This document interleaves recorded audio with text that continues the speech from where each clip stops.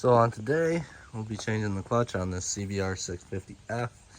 These are the tools we will be using.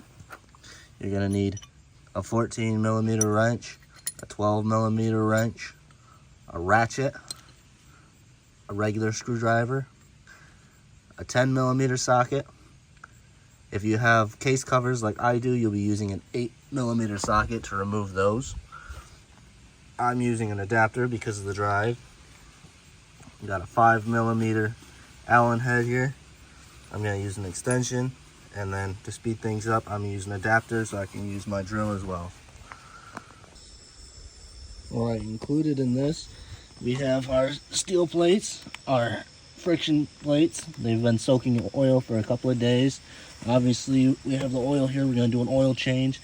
For an oil change, we have a filter. I have a 17mm socket because I'm running a K&N filter. I have upgraded clutch springs. We're going to need the sealant because Honda motorcycles don't use a paper gasket, so we'll be using the Permatex as a gasket. And then obviously we're going to need something to drain our old oil into.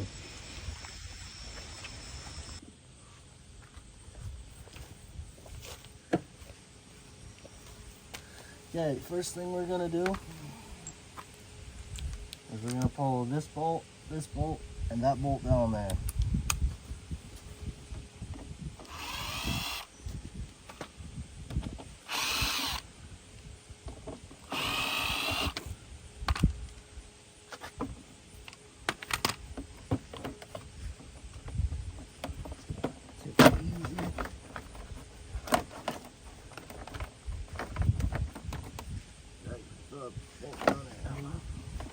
And that'll be enough for what we're going after today. Next step is we're gonna break these loose, and we're gonna back them all the way off to relieve all the tension. I like to use a screwdriver for up top. There's actually a small notch right here, and you can get a screwdriver in to break that off. Break that off, and you're gonna put this all the way in. Like I said, you're gonna wanna get as much tension off of here as possible. So loosen this, tighten up top. We're gonna go ahead and remove all the bolts on the outside of the clutch cover, as well as this bracket here to hold our lever up, and then we'll be removing the cable as well.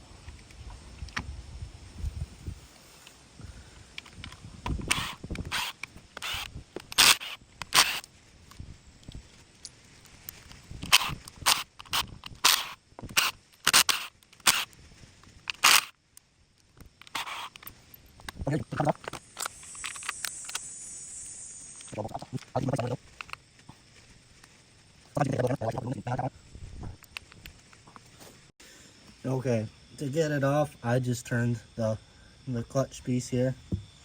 And another thing to remember is that there's a plug here that goes into right here, and you'll have to unplug that as well. And then also be careful of this washer right here. It'll fall off most of the time, but this is what we're changing right here.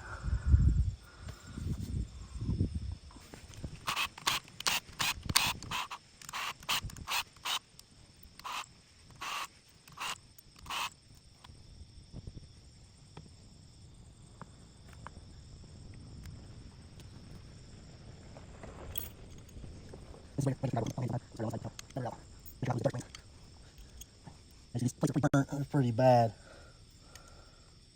Those are not very good condition. A lot of discoloration on the metal plates for sure.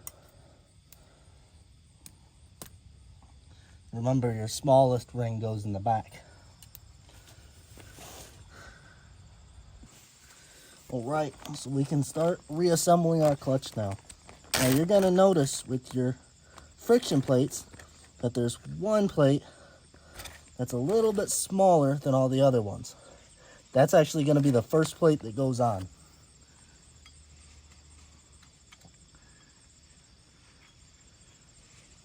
Okay, and then from there on, you're going to alternate to between a steel disc and your friction plate.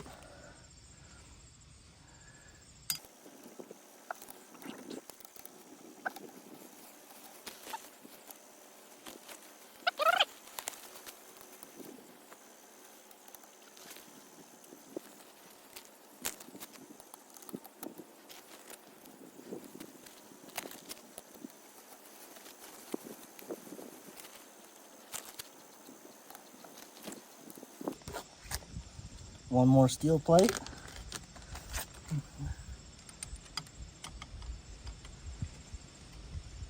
And one more friction plate. But that's not it. On the very last friction plate, instead of going the same as the others, we're going to rotate it one notch. From here, we're going to be installing our new heavy-duty clutch spring. You have to make sure when you're putting this on that it has the bearing on the inside. Always check, make sure that it's nice and free.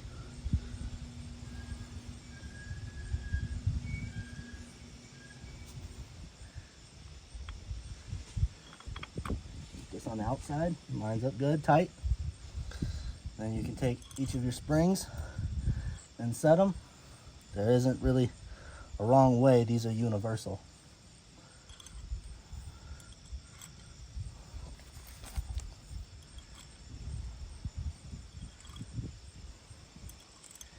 And then with these, you do not want to torque them all the way down. You simply want to start them and work them in slowly.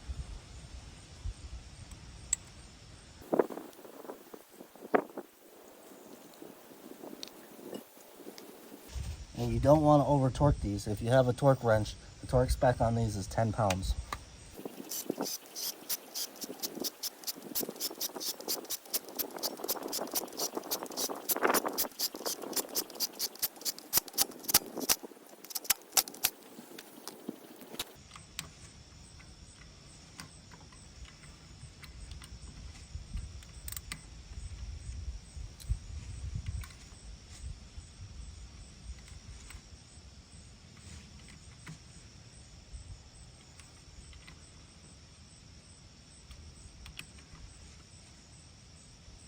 Okay.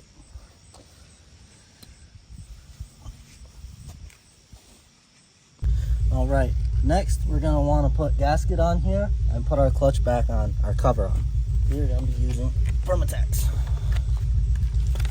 And what I like to do is I'll take a little bit and I put it on my finger and I simply smear it on nice and thin.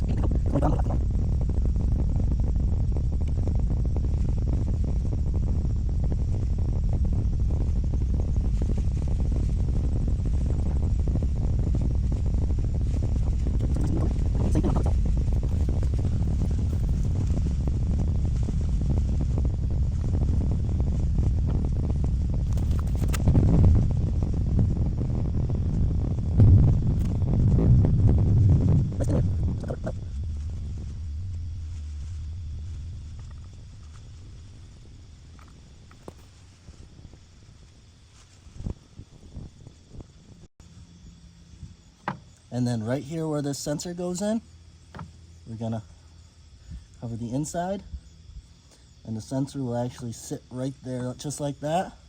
And I like to put some on the back side too as well. That way it's sealed all the way around. When installing the cover, remember we talked about these washers. There is a thin washer and then there's a standard washer. And these almost always pop out. It's hard not to lose those. But since this is all ready to rock and roll, I guess let's get to it. The hardest part is this guy right here. We actually have to rotate it and get spring tension in order to install this.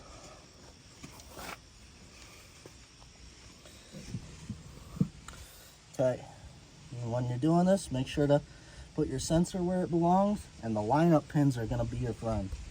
Once you get it started on like that, kind of tap it, rotate.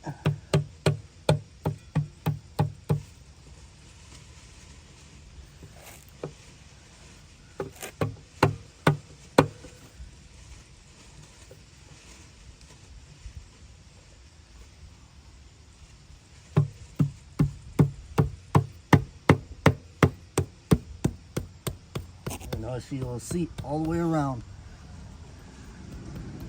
Okay. Now before we get too far along, let's put this guy on.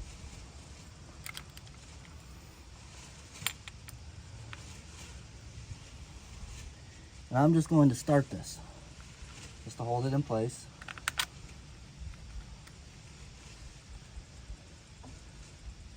Okay.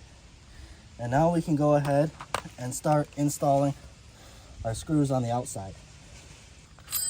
I like to start by installing my covers. That way I know where any missing bolts may go that I may have dropped in the process.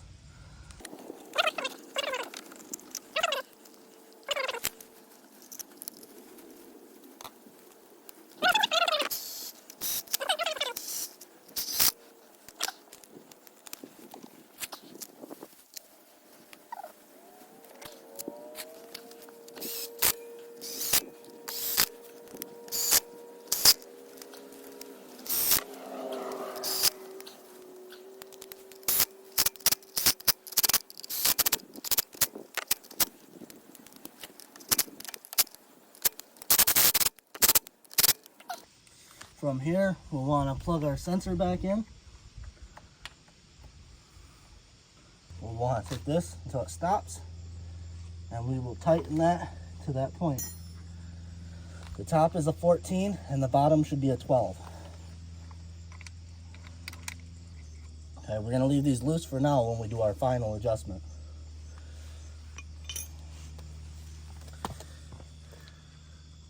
Okay, from here we're going to need to drain our oil and change our filter. The reason I do this last is in case when you're cleaning the old gasket off of here, if you drop any in there, make any kind of mess, dust, dirt, whatever goes in there, you don't want that going in your new fresh oil. So I leave it in there, that way you can drain it out, it comes out. Even if you drain it before doing it, it could stick to the sidewalls of your oil pan, and it's going to be in there when you put your fresh oil. So I usually wait till the end to drain and replace the oil. Right, it is a 12 millimeter for the oil drain bolt. This oil wasn't very old. You can tell it's a little bit darker. It's about time for an oil change. It looks pretty clean. There's not a whole lot of anything in it. It's mostly just a darker color oil.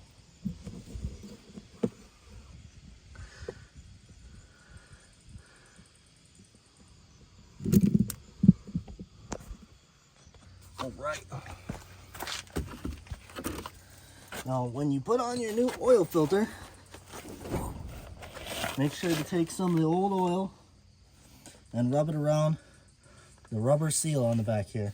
And what I like to do, since this is a vertical filter, is I'll actually put some fresh clean motor oil in the filter itself. Put it up like that, and it'll soak in.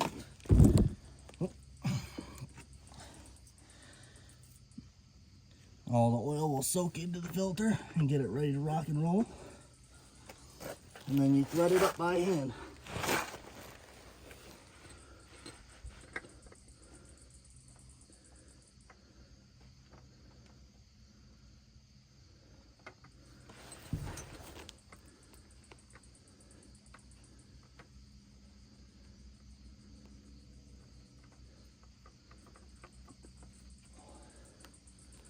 Okay.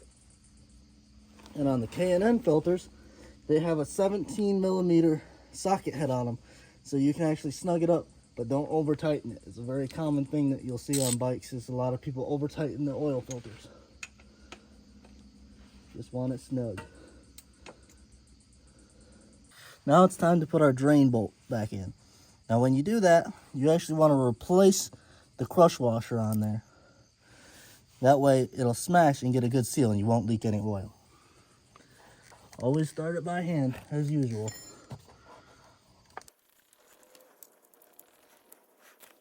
Okay, and then remember, 12 millimeter wrench. Don't over tighten. If you strip this out, you're gonna be in a world of trouble.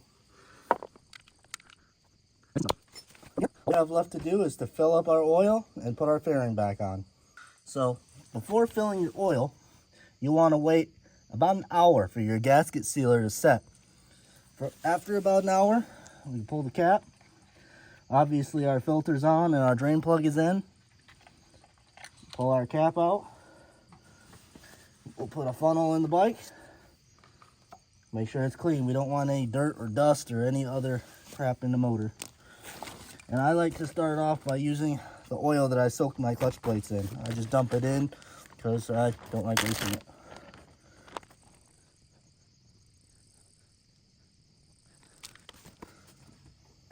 From there, you just add from here. Okay, when filling up the bike for the first time after draining the oil, I always fill it to the very top. Because what's going to happen is the first time you're going to start it, all the oil is going to go up and it's going to sit in passageways and it has to fill your oil filter. So I fill it up to the very top of the speck on the dipstick. Don't overfill it, but fill it all the way to the top because you're going to have to top it off again. Because after the bike runs, you'll wait 30 minutes and then you'll check it and your oil you'll find will be towards the bottom of the range on the dipstick. From here, you'll take your 12 and 14 millimeter wrench, and we're going to check this again. Make sure that's pretty darn close. That's a perfect amount, maybe even a little bit tighter.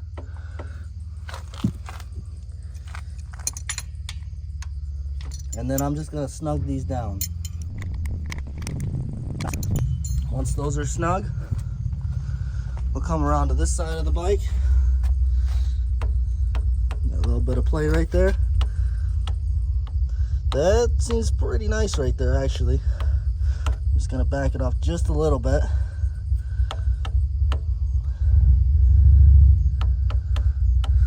And they say you want to be able to fit probably a nickel in there. A little bit of play. But that'll prevent your clutch from slipping and making it so you have to do this job again. Okay, from here, separate these and tighten this down. Tighten it by hand, and I usually like to take my screwdriver and I'll stick it in there and just give it a little, just to tighten it, just to snug it up. Now all we have to do is put our fairing back on.